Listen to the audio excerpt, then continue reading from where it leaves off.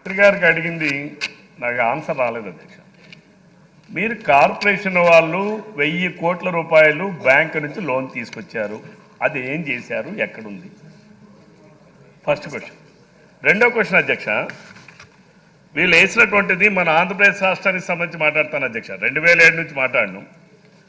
మన ఆంధ్రప్రదేశ్ రాష్ట్రంలో ఉన్నటువంటి టోటల్ ఎక్స్టెంట్ ఆఫ్ ల్యాండ్ 571 ఎకరాలు అధ్యక్ష. మొత్తం రాజీవ్ సగృహలో ఉన్నటువంటి 10 ప్రాజెక్టులకి కలిపి ప్లాట్లు వేసిందేమో 8550 అధ్యక్ష. నెంబర్ ఆఫ్ హౌసెస్ గ్రౌండెడ్ 3819 అధ్యక్ష. Completed houses 879 available, sold 870, balance 9. అంటే కంప్లీట్ అయిపోయిన ఇల్లు అమ్మకుండా ఉన్నవి 9 ఉన్నాయి అధ్యక్ష. అలానే సెమీ ఫినిష్డ్ హౌసెస్ అధ్యక్ష అవైలబుల్ 1105, సోల్డ్ 160, బ్యాలెన్స్ 945 అధ్యక్ష. అలానే plots available plots 2633, sold 1475, balance 1158. నేను ఇందాక అడిగాను అధ్యక్ష, 20 సంవత్సరాలు అయింది, మీరు ఎప్పుడులోగా ఎందుకు ఈ ప్లాట్స్ని అమ్మలేకపోతా ఉన్నారు? ఇది ఎలా ఉందంటే అధ్యక్ష, రాజీవ్ సగృహలో పనిచేస్తున్న 79 మంది ఉద్యోగస్తులకి ఇది కల్పతరు అధ్యక్ష. అక్కడ ఉన్న ఎండీలకి వాళ్ళకి అందరికీ రాజీవ్ సగృహ కార్పొరేషన్ ద్వారా కారు ఉంటుంది, లేకపోతే ఫెసిలిటీస్ ఉంటాయి. కార్పొరేషన్ డబ్బుల్ని వినియోగించుకోవడానికి తప్ప. అంటే మంత్రి గారు వివరంగా ఇస్తాను అని చెప్పి అన్నారు, వారి సంబంధిత అధికారులు. అంటే నేను డైరెక్ట్ గా అడుగుతున్నాను అధ్యక్ష, మంత్రి గారు నేను అడిగిన 1000 కోట్లు తీసుకొచ్చారు, అది ఏం చేశారు చెప్పనండి అధ్యక్ష. మీరు ప్రజల దగ్గర కలెక్ట్ చేసింది 455 కోట్లు కలెక్ట్ చేశారు అధ్యక్ష. ఇప్పుడు గణాంకాలన్నీ చెప్పమంటే సాధ్యం కాదు. మీకు తప్పనిసరిగా లిఖితపూర్వకంగా మీరు అడిగిన ప్రశ్నలకి సమాధానం ఇస్తారు. నాకు ఇప్పుడే చెప్పాలి అది కాదు అధ్యక్ష, 20 సంవత్సరాలు అయింది అధ్యక్ష. నేను నిన్నటి ప్రాజెక్ట్ మాట్లాడడం లేదంటే రెరా నేను అడుగుతా ఉన్నాను అధ్యక్ష, ఈ సభ ద్వారా గౌరవ మంత్రి గారిని. ఇప్పుడు అడిగారు, మీరు కాంపన్సేషన్ చెల్లిస్తారా? కాంపన్సేషన్ అయినా ఆ వినియోగదారులకు చెల్లిస్తారా అంటే రెరా యాక్ట్ ప్రకారం? లేదంటే మంత్రి గారిని ఈ 10 ప్రాజెక్టుల మీద ఒక రివ్యూ తీసుకొని సభ్యుల్ని పిలిచి ఒక రివ్యూ పెట్టమన్నారు సార్. మీరు అడిగిన ప్రశ్నలు సంబంధిత అధికారులు గౌరవనీయులైన మంత్రి గారు నోట్ చేసుకోవటం నేను చూసా. మీకు సమాధానం వస్తుంది, అంచేత కొంచెం వెయిట్ చేయండి, అంత అసహనం వద్దు. అవును, మీరు ఇందులో చాలా మంది బాధపడిన వాళ్ళు ఉన్నారు అధ్యక్ష. అంటే మీరు అర్థం చేసుకోండి, డబ్బులు కట్టారు.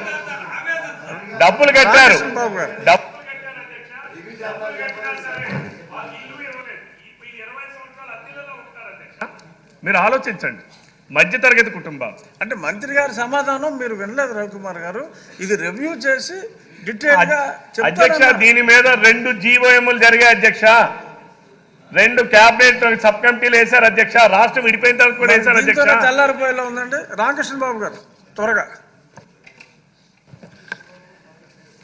సార్ అధ్యక్ష, సుమారు 8,000 మందికి ఇంకా 5,000 రూపాయలు 20 సంవత్సరాల క్రితం కట్టిన వాళ్ళకి ఇవ్వలేదు.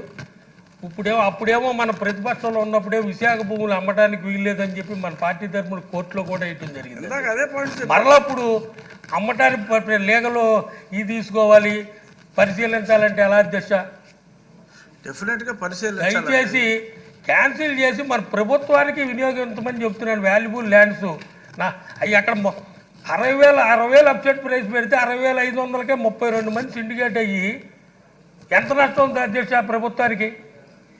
దయచేసి క్యాన్సిల్ చేసి ప్రభుత్వానికి ఉపయోగపడే విధంగా వాడమని విశాఖ ప్రజల తరఫున నేను మంత్రి గారిని కోరుకుంటున్నాను అధ్యక్ష. మళ్ళీ ఇంకో ప్రశ్నకు తావు లేకుండా జస్ట్ ఫినిష్ చేయండి మంత్రి గారు. అధ్యక్ష, సభ్యులు చెప్పినట్టు వీళ్ళని యాక్చువల్గా కన్సర్న్ ఎమ్మెల్యేల వాళ్ళతో ఖచ్చితంగా నేను మీటింగ్ పెట్టి దీని మీద డీటెయిల్డ్గా అధికారులతో కూర్చొని పెట్టి యాక్చువల్గా ఏం చేయాలి, ఇంకా బెటర్గా చేస్తే ఎలా ఉంటుందో ముందుకు చేయటం జరుగుతుంది అధ్యక్ష. అయితే క్యాన్సిల్ చేయమని సభ్యులు వెలగపూడి రామకృష్ణ గారు యాక్చువల్గా అడుగుతున్నారు.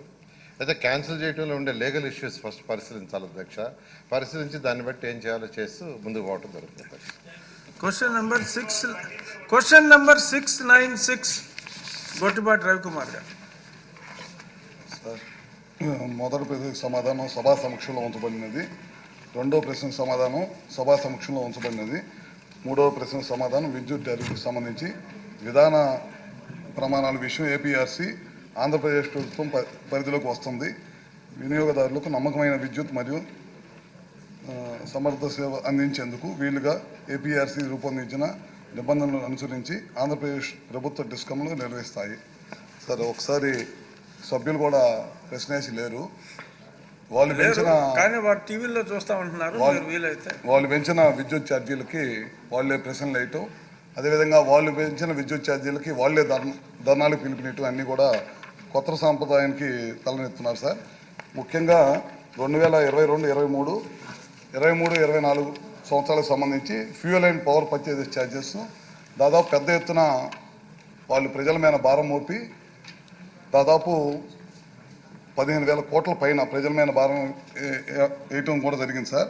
అదేవిధంగా ఒకసారి వాస్తవాలకు వస్తే 14 నుంచి 19లో ₹1 కూడా ప్రభుత్వం ఆ రోజు చంద్రబాబు గారి నాయకత్వంలో ₹1 కూడా మనం విద్యుత్ ఛార్జీలు పెంచకుండా మిగులు విద్యుత్ తోటి మనం వాళ్ళకి అప్పచెప్పిన తర్వాత వాళ్ళు గడిచిన 5 సంవత్సరాల్లో విద్యుత్ వ్యవస్థని విచ్ఛిన్నం చేయడమే కాకుండా విపరీతంగా భారం పెంచి 9 సార్లు విద్యుత్ ఛార్జీలు పెంచిన సంగతి మీ ద్వారా సభకు తెలియజేస్తా ఉన్నాం సార్. అదే కాకుండా ఈ రాష్ట్రానికి వచ్చే పెట్టుబడులన్నింటిని కూడా నిర్వీర్యం చేయడం జరిగిపోయింది. దాదాపు 14 నుంచి 19 సంవత్సరాల్లో దాదాపు 7 నుంచి 8 గిగావాట్ల రెన్యూబుల్ ఎనర్జీని మనం ఈ రాష్ట్రంలోకి తీసుకురావడం జరిగింది. చాలా పెద్ద ఎత్తున తీసుకొచ్చిన దానికి ఆ రోజు వచ్చిన ఇంత పెద్ద ఎత్తున పెట్టుబడులు వచ్చినాయనే ఉద్దేశంతో వీళ్ళందరూ కూడా పవర్ని తీసుకోకుండా పవర్ షట్ డౌన్ చేసేసి చాలా పెద్ద ఎత్తున పవర్ పర్చేజ్ చేయటం వల్ల ఈ భారం ప్రజల మీద పడింది అనేది మీ ద్వారా తెలియజేస్తా ఉన్నాను. దాదాపు మన ప్రభుత్వం అధికారంలోకి వచ్చిన తర్వాత, కూటమి ప్రభుత్వం అధికారంలోకి వచ్చిన తర్వాత పవర్ పర్చేజెస్ కొనకూడదు అనే ఉద్దేశంతో చాలా పెద్ద ఎత్తున పవర్ పర్చేజెస్ అన్ని కూడా డౌన్ చేశాం. దాదాపు వాళ్ళైతే పవర్ పర్చేసెస్ మీద దాదాపు 10,000 కోట్ల రూపాయల పైన ఖర్చు పెట్టారు. మనమైతే పూర్తిగా దాన్ని డౌన్ చేసి మన జెన్కోని పవర్ జనరేషన్ వీటీపీఎస్ని కానీ లేకపోతే కృష్ణపట్నంలో ఉన్న మన పవర్ జనరేషన్ని విపరీతంగా పెంచి తద్వారా పవర్ ఈ రాష్ట్ర ప్రజలకు పవర్ అందించాలి, ఎక్కడ కూడా రూపాయి కూడా పెంచకూడదనే ఉద్దేశంతో ఈ కూటమి ప్రభుత్వం ముందుకెళ్తుంది. మేమైతే ఖచ్చితంగా చెబుతున్నాం, ఈ విద్యుత్ ఛార్జీలు గతంలో పెంచి ప్రజల మీద భారం వేసినవి మనం పెంచినవి ₹1 కూడా మనం పెంచలేదు. పదే ప్రజల్లోకి క్వశ్చన్ రూపంలో కానీ ధర్నాల రూపంలో కానీ వైఎస్ఆర్సీపీ వాళ్ళు ప్రజల్లోకి తప్పు సంకేతాలు తీసుకెళ్లాలనే ప్రయత్నం చేస్తూ ఉన్నారు. మనమైతే ₹1 కూడా పెంచాం. చంద్రబాబు నాయుడు గారు కూటమి ప్రభుత్వం అయితే ఎట్టి పరిస్థితుల్లో ప్రజల మీద భారం వేసే ప్రసక్తే లేదని చెప్పి మీ ద్వారా సభ ద్వారా తెలియజేస్తున్నాం సార్. ప్రశ్నలు బాధ్యత రాహిత్యంగా సభకు రాకపోయినా మంత్రి గారు ఎంతో బాధ్యతతో వాళ్ళకి టీవీలో చూసుకునే భాగ్యం ప్రసాదించారు. ధన్యవాదాలండి. Question number 661 doctor P Narayana గారు.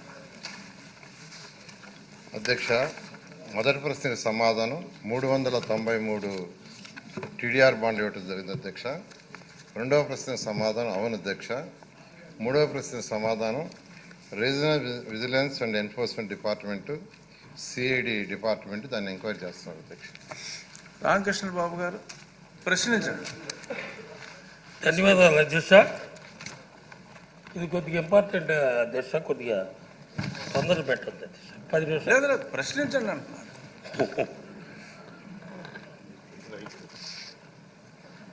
విశాఖ నగరం నడిబొడ్డైనటువంటి సిరిపురంలో సిబిసిఎన్సి క్రైస్తవ భూముల్ని బలవంతంగా బెదిరించి అప్పటి మా ఎంపీ గారు డెవలప్మెంట్కి తీసుకోవడం జరిగింది అధ్యక్ష.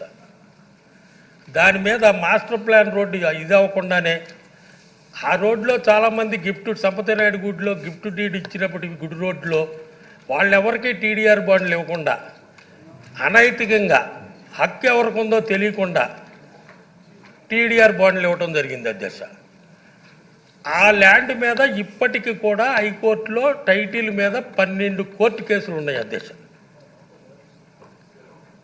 అంత అవాజ్య ప్రేమ ఏంటో మనకు తెలియదు అధ్యక్ష. దీంతోపాటు ఇదే బిల్డింగ్లో ఇది 25 ఫ్లోర్లు అధ్యక్ష. దీంట్లో టీడీఆర్లు కాకినాడలో టీడీఆర్లు తీసుకొచ్చి ఇక్కడ వాడారు అధ్యక్ష. ఇదిగోండి కాకినాడలో భారీ భూమాయ ఎకరం 92 సెంట్లలో సురేష్ నగర్ లేఅవుట్